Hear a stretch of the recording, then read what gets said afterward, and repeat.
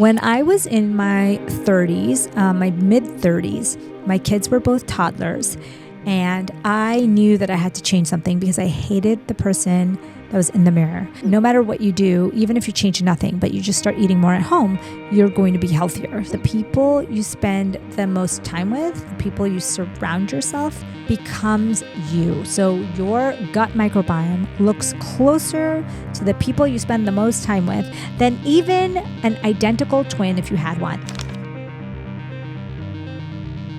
Welcome to another episode of the Save Yourself podcast. We're going to be talking about 3 changes that I made after the age of 40 that changed my life. And I want to share this with you because I believe that if you learn some of the changes that I made to my health and mindset and life, that you might want to make some of these too. And maybe you can relate to some of the reasons that I made these changes. So first of all, thank you so much for listening and watching the podcast. Thank you so much for your reviews. Thank you for subscribing. I really, really appreciate your support. Here we are a community of people who love nutrition, who understand that the gut is so much more than just gut health. We are interested in learning how to age well with a scientific backing.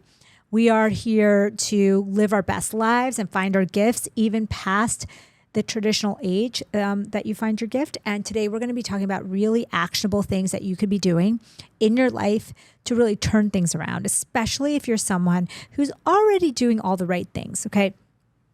So the first thing I want to talk about is changing your diet.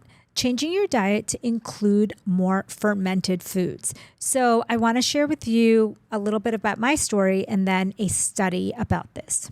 Okay, why am I talking about fermented foods and why would that change my life? Because we know that your gut is talking to your brain all the time. So let me give you an example. So there's studies where they took the gut bacteria from schizophrenic patients and they put it into mice. And they were able to tell just by the behavior of the mice which ones had gotten the bacteria from the patients with schizophrenia. I mean, this is incredible because nothing changed in their brain. It was just their gut changed, and then that in turn changed their brain. And we are seeing that with many, many diseases, that if you change your gut bacteria, you can actually change your brain. So I started to get interested in changing gut health because I felt so terrible. When I was in my 30s, my mid 30s, my kids were both toddlers. And I knew that I had to change something because I hated the person that was in the mirror.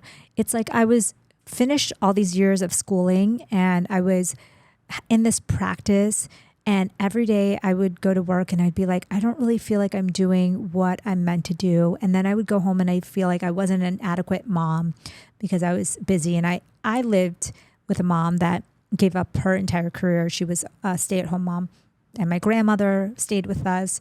And so all the women influences in my life really stayed at home. And so I felt like I was inadequate as a mom, felt like I was inadequate as a doctor. I felt like I wasn't fulfilling the career that I really wanted. And then I would feel really short with my friends and family. Like I was very annoyed and I couldn't figure out what was going on.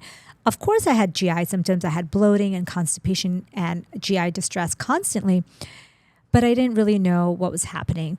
And every time I went to check my hormones or talk to my hormone doctor, they all said that everything was normal. I was like, I can't be this tired, this cranky, this hormonal, and nothing be wrong with me. And that's what set me on my journey to figuring it out. It was a very, very unfortunate situation that led me to that. And I think if some of you have heard this story, but for those of you who haven't, tell you the quick version. So I was in my office trying to see my patients very fast because that day I was supposed to go pick up my kids from karate. And I was racing through the day. And you know the feeling where your heart's racing and you're just trying to get through the day, but you can't even think straight because your mind is just overwhelmed. Well, that day when I had no time and I was supposed to rush to get my kids from karate, one of my partners said, hey, we'd like to do a partner meeting today. And I thought to myself, oh my God, I should say no. But I didn't feel confident enough to say no. So I was like, sure, when I literally should have said, no, that doesn't work for me. Instead, I said, sure. And even though I was racing through the day, I knew now I had this meeting at the end of the day. And as it got closer to the time of the meeting, I started to really get anxious, and I was getting heart palpitations, and I was like, oh my gosh, I have to get there to pick the kids up. And I also have to be here for this meeting. And so throughout the meeting, my palms were sweating. I was so nervous. I was so worried about getting to the kids on time. As the meeting was ending, I raced out of the room. I ran through the hallway. I ran out the back door and down the back steps, ran through the parking lot, sat in the car, and started driving as fast as I could. Now, as soon, I was like, if I could probably get there if I really speed fast. So I was going fast. And as I was making the last final turn to go into to the parking lot, I was at an intersection and I was making a left, and I got into this huge car accident. And it was such a crazy moment as the car spun and all the, airbags deployed and all the glass shattered. I finally came to a stop, and as I walked outside, I was like, oh my God, I have to go get the kids. And, of course I wasn't allowed to go get the kids. They were like, no, we have to deal with this. It was a multi-car accident. And I just thought to myself, I have to do something. I cannot live like this. I cannot be in a constant state of adrenaline and panic and a sympathetic mode. I didn't feel like I was doing a good job at anything, and I wasn't really living out the things I really felt like I could. And so I went back to the drawing board, and I thought to myself, like, what do I need to do to feel like my best self? And that's where these three things kind of came into play. And so I wanted to share these with you. So the number one thing I did was I was like, I have to change my diet. I was a nutrition major before I went to med school. I knew that nutrition has so much to do with it, but I thought I was eating kind of healthy. I would have Starbucks and I would have protein bars and I would snack on nuts. But what I realized is that I wasn't really ever having the real meals that I should.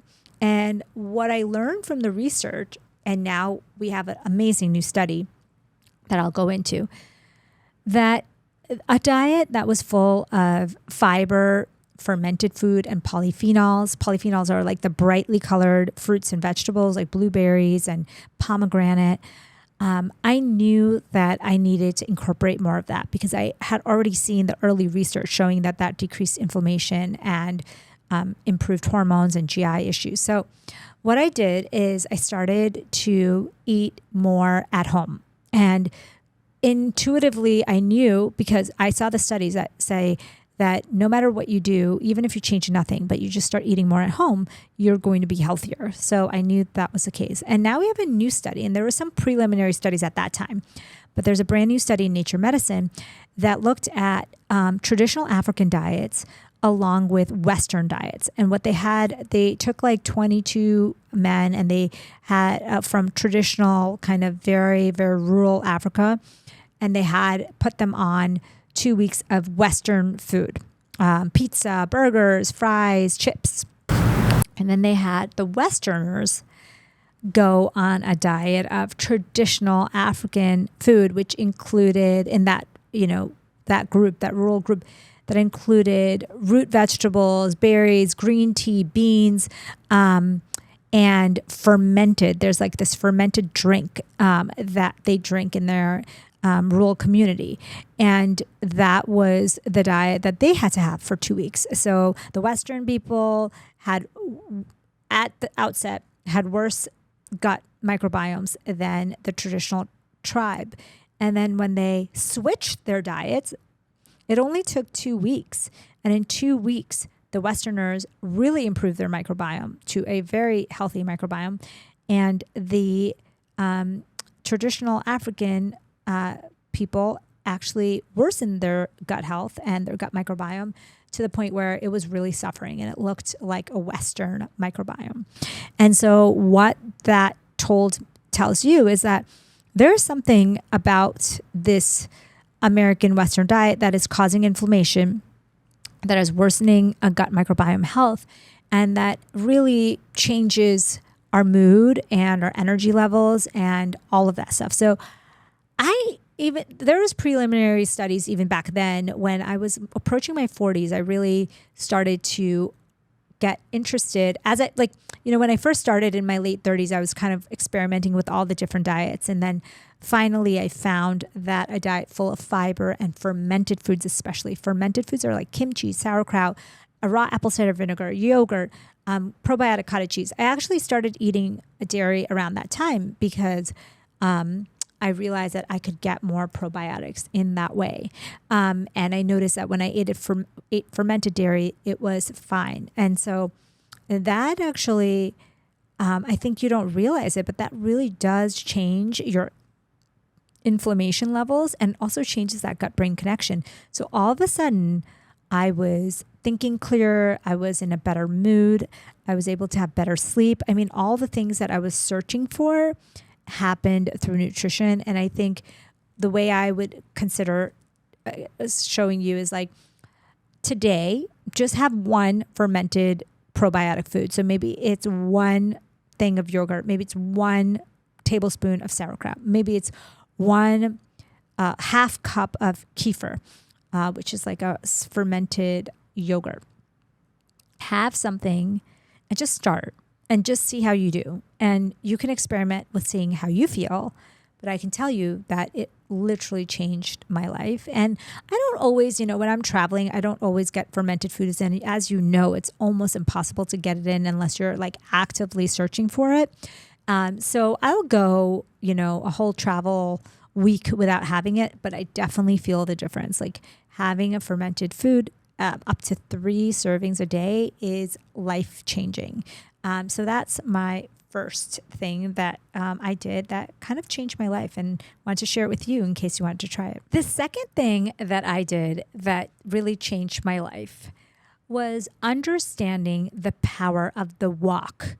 I'll tell you what I did, how much, what the studies show, so if you want to incorporate it into your life. So there's a lot of experts, including myself, who thought that walking wasn't really exercise. It's what grandparents do. It's what people who can't actually exercise do. It's what you do if you have,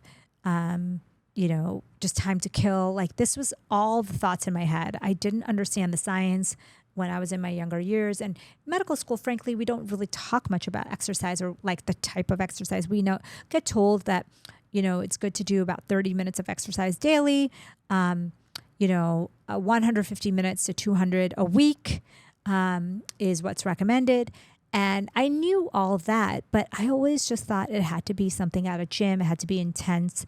And what I learned over the years and through the research is that walking is the biggest thing that you can do to improve longevity. We have studies upon studies that show that walking can improve longevity. And then you look at the longest living people in the world, and often they attribute walking to their long, healthy life.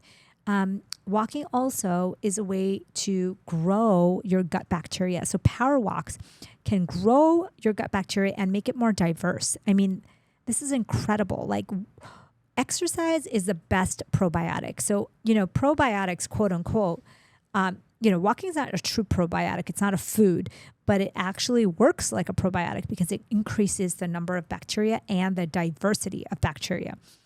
And we know that a 40-minute walk 3 times a week also grows neurons in your brain. So there's a part of your brain called the hippocampus that actually grows with walking. And so I try to do a 30-minute walk every single day, if not more. I would recommend that a few days a week you add a walk or, little mini walks. Even a 6-minute walk after meals can make a huge difference in your blood sugar and your overall health. The great thing about walking, what I want to explain to you is that most exercises, when you do them, you get a huge rise in cortisol. And that's normal and that's good. And the more intense the workout, usually the bigger the rise of cortisol. Cortisol kind of matches your adrenaline. And so if you can think about it like something that is like a sprint is going to raise your cortisol, but it's going to spike it and then in turn give you good benefits, right?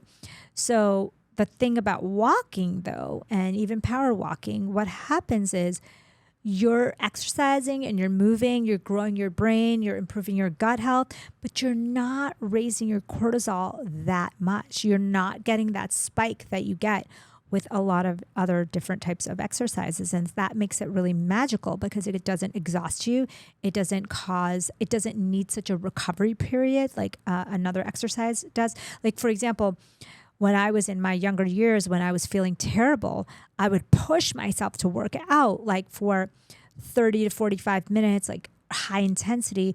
Then I would sit all day and it would make me so exhausted that I would be so hungry for snacks. So because for me, that cortisol spike, and for most people, that cortisol spike, if you don't counteract that with rest and recovery, you're going to feel kind of burned out, tired. You're going to be wanting snacks, quick fuel.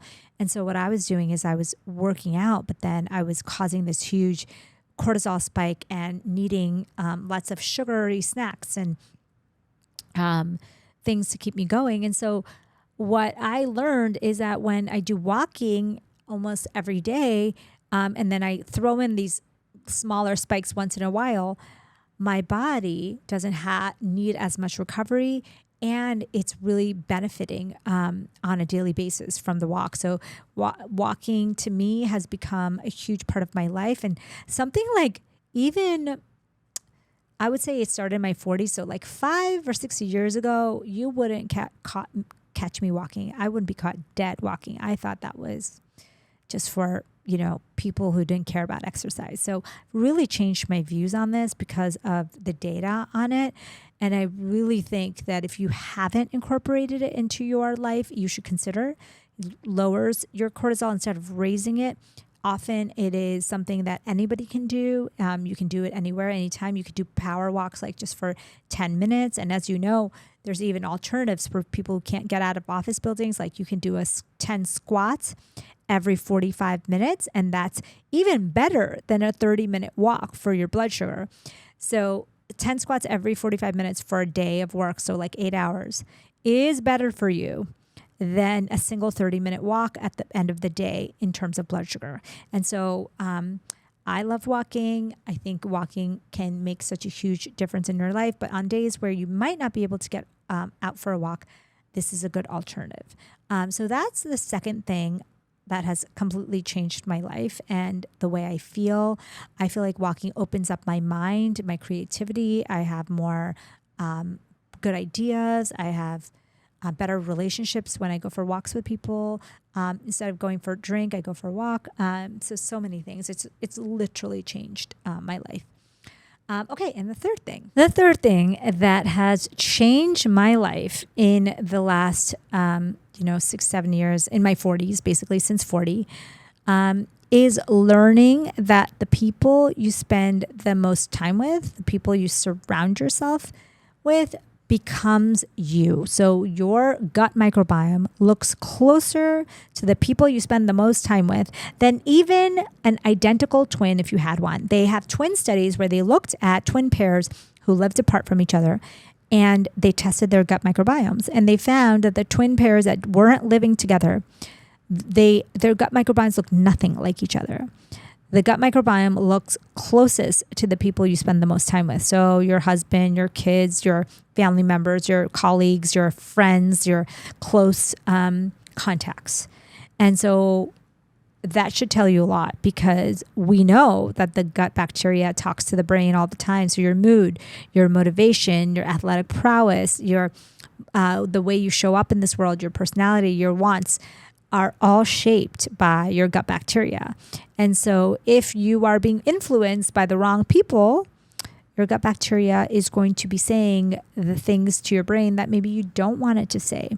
Maybe it's making your brain not as healthy. And so I really learned this concept in my immunology fellowship, but I really didn't put it into play until my 40s, because until then I was scared. I thought I had to be very reverent to everyone around me. I didn't have control over my own life and who I spent time with. So I spent a lot of time with toxic people that I had just known for a long time, or family members that toxic that I've known for a long time. And I just thought that's just how it is, right? You have to be a good, obedient person. You have to be kind to everyone. And then I realized, no, you don't. You don't have to be kind to everyone. You don't have any obligation to, as an adult, to keep people around you that are visibly toxic or mentally toxic, or some people that you honestly think are ruining your mind or your family's mind, or giving you the wrong gut microbiome, like literally like sending the wrong bacteria and energy to you. You need to take control of this. Now, if you told me this when I was young in my 20s and 30s, I would have been like, no, I can't do that. Like, I don't have control over changing my colleagues and my friends and my family. Like, you're born with your family, right? And you're given your friendships like early in life. And what I learned is that no, you actually do have control.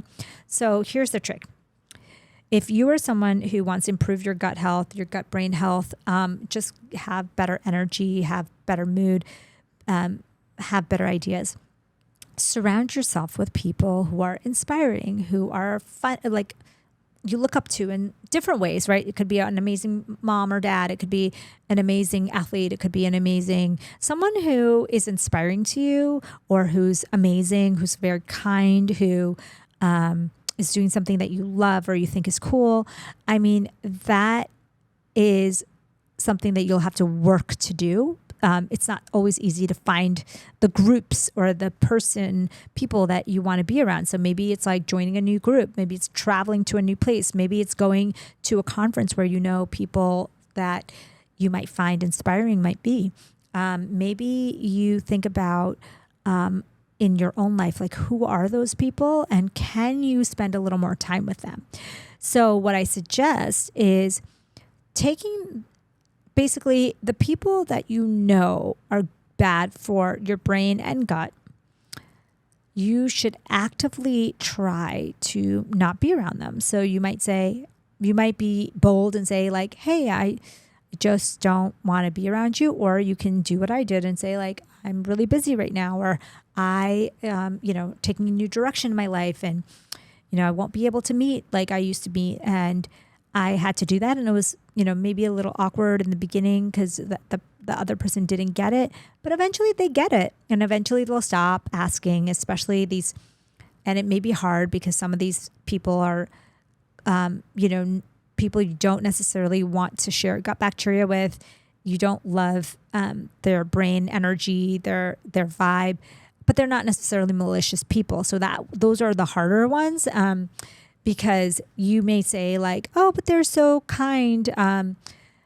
But yet, you only have limited time and energy and time on this earth, and you want to really spend it with people who are influencing your life and your body and your brain and your gut in that positive way. And so both taking initiative and spending a little more time, or asking to spend a little more time with the people who inspire you, who better you, who you look up to in some way, and then spending a little bit less time or a lot less time with people you find toxic, or you find negative, or you find just people that you don't want to be around because you don't want to be like that. You don't want to catch their bacteria.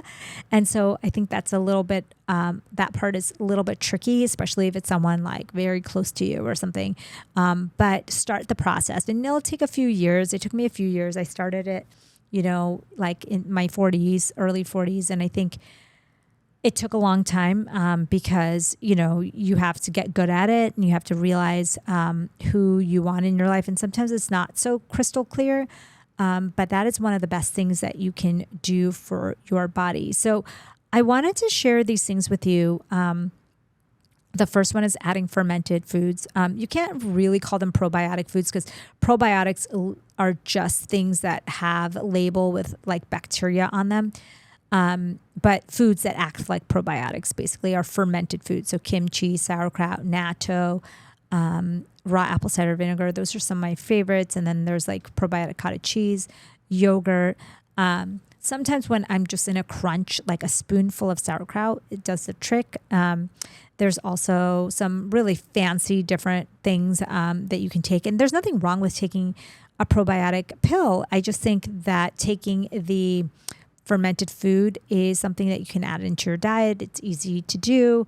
It's something that will start to change your gut within 3 days. We have data to show that. And you'll notice that your life all of a sudden gets better because of fermented food. I know it sounds weird, but trust me on this one. Because once you change your gut bacteria, all the signaling crosstalk with your brain changes. And then what your brain tells your gut changes. And then all of a sudden, you're going to notice things about yourself that you want to change, and that you're going to find gifts that you have yet to live out. And all of a sudden, your life is different just because of the way that you eat. And so think about this traditional African tribe that was eating like all these tubers, and so like potatoes and root vegetables and fruit and green tea and beans and fermented foods, and how quickly 2 weeks they were able to improve their diet and change, that gut-brain connection. And that gut-brain connection is everything. We don't talk enough about it. And if you can really get that in check, everything's going to open up for you. The second thing was the walking. Walking is something that is part of my life every single day now, if I'm not traveling. And usually as soon as I get to a new city, if it's nice outside, or even if it's not nice outside, I try to just walk outside, especially if it's a different time zone, because you're getting natural light. It's also improving your health. And, the third thing is changing the way you see your friendships. I think that's something that I never thought was a big part of health, but it's an absolutely huge part of health. Another story once I started to incorporate some changes in my life, I started to see some changes in my health, and I started to tell my kids, and now my kids were getting older, and I was letting them know that, hey, what you're eating is affecting your mood and your motivation and your drive and your personality. And so when you're eating ultra processed foods, like the drive-thrus and the frozen things and like that, with kids, you have to be careful. You don't want to tell them too much. You don't want to force them too much. But I was just trying to show them like, hey, if you even switch out one thing that you were going to, do fast food run or go out with your friends, maybe switch one of those with a healthy meal, that can make a big difference in your mental health and mood and cognition. And so, and same thing with getting outdoor sun, walking, and obviously surrounding yourself with the right people. So last year, it was a year and a half ago now, my son called me at 7 a.m. right before when he was supposed to be getting ready for school. And he says, and I hear him whimpering, and he said, I fell. And I'm like, oh, I'm so sorry you fell. Like, are you okay? Like, he's like, no, I don't know. I don't think I'm okay. And I was like, did you hit your head? And he said, no, I hit my chin. And so I said, you'll be fine. Just, get up. I'll come over there. So I went into his room, and I was like, he was like whimpering, like almost like not even crying. He was like whimpering, and it was weird because I had never seen him like that. And he had some blood coming out of his mouth, like near his chin. He had a cut on his chin. And I said, okay, don't worry. I'm just going to get you some ice. Should be fine. And he's like, no, it really hurts. It really hurts. And so I said, okay. So I got him ice, and my parents were going to drop him off to school that day. And my dad comes in, and he's like, are you okay? And I had to run out of the house, and I was about to go. I said, you know what? Stay home this morning. And his friend was going to pick him up actually. And so I said, call your friend and let him know that you're not going to go, and just sit with the ice pack for a little bit. See how you feel, like, let's talk in about 30 minutes or an hour. And so I left him there, and I was going to go to my workout class, and thinking like, oh, he fell, like he slipped and fell in the bathroom, like he'll be fine. It didn't look like his teeth were all fine. There wasn't any visible bruises. It was just a cut on his chin. And then he calls me 10 minutes later, and he's like, Mom, I can't move my jaw. It really hurts. I can move it, but it's like hurting so much.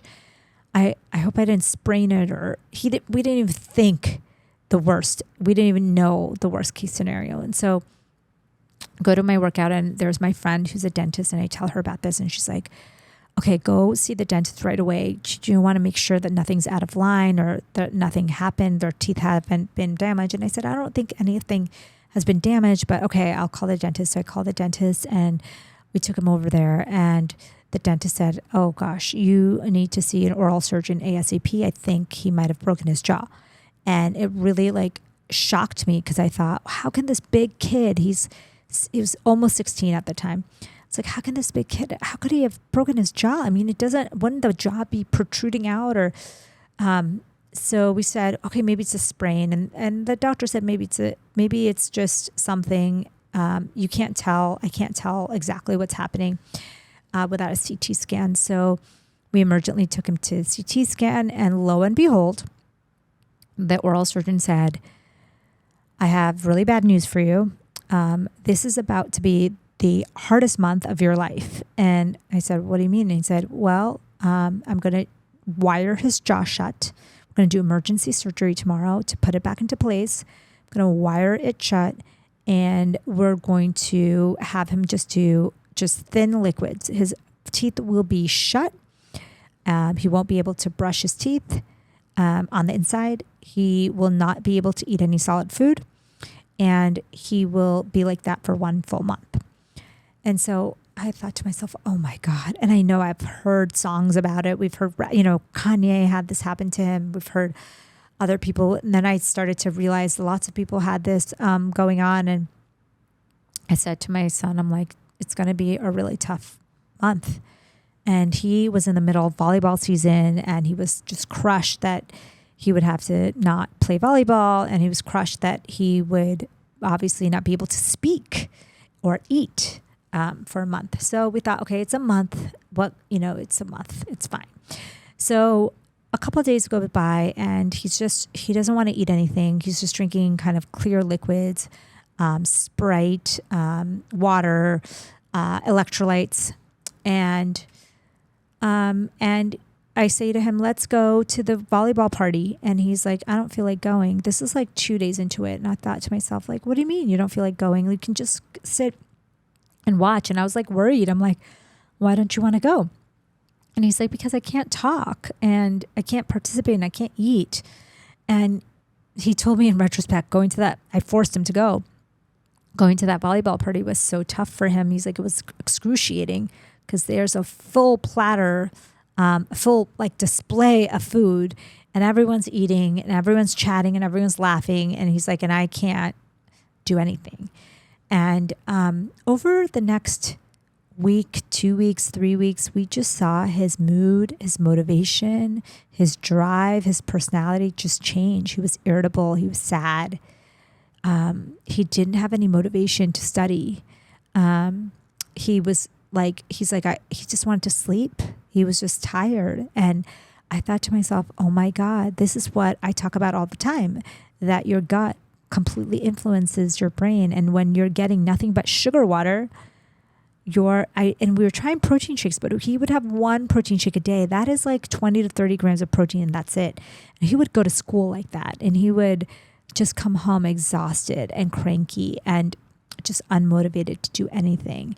And it was just so difficult to see him like that. He lost, I think, like almost 15 to 20 pounds in that first week and a half. And when we went to go see the doctor midway, even the doctor was a little bit worried about him. And he said to me, you know what? I think by week 3, instead of week 4, I think we can open his jaw just slightly so he can eat a little bit of soft pureed food. And maybe that would just improve his mood and energy levels a little bit. And I thought, oh my God, that would be so amazing. He's like, no promises though. I just have to see how it's healing. And so we pushed through the 3rd week. And again, he was sad and he was unmotivated and part of it is not talking, but a lot of it was nutrition based. And then finally the 3rd week we went, and at the end of the 3rd week, he said, the first time we went, he said, no, it's not ready to even open up a little bit. He's like, come to me at the end of the week. And so we came at the end of it was about 3.5 weeks into it. And they said, okay, we're still going to have it shut, but not as tight. We're going to open it just slightly so he can have some pureed food. And I can tell you that day we took him to eat, and we gave him only pureed foods, but gave him some protein and some fiber, like veggies that were mashed up, and some polyphenols and some good protein. And all of a sudden, his mood and his energy and his motivation and everything about him just perked up within a day. And then within 3 days, he was almost back to his old self, just eating pureed, kind of soft foods. And then by the end of the 4th week, when he got his mouth a little more open, he was back to being the person that I always knew. And I thought to myself, oh my God, this is exactly what we've been talking about. This is the power of nutrition. Then I thought to myself, oh my God, how many thousands, millions of people cannot eat food? They're getting IV nutrition, or they're not able to get the proper fiber and fermented foods and probiotics and polyphenols, and how it's affecting their brains. It just made me realize what the power of that was. And of course, it also taught him, like, wow, this nutrition is not just fuel for the body. It's actually information for your brain. And what you input with food and thoughts and people and sunlight and movement is what you output. And so that was something that solidified it into my brain. So I hope, let's see, I think we covered it all. I hope you enjoyed this, and I hope you got something out of it. So these are really actionable tips, things that don't cost a lot of money, but can change your life in significant ways. I want to thank you for watching and listening. I want to thank you for subscribing, for your comments, for your everything you do. I wouldn't be here without you. I'm so grateful. And every time I go to these talks and do these podcasts and write my book, I feel so grateful to be able to do it. And the biggest gift you can give me is by doing something great, finding your gifts, going to live out your gifts, and letting me know that you did. So thank you. And until next time.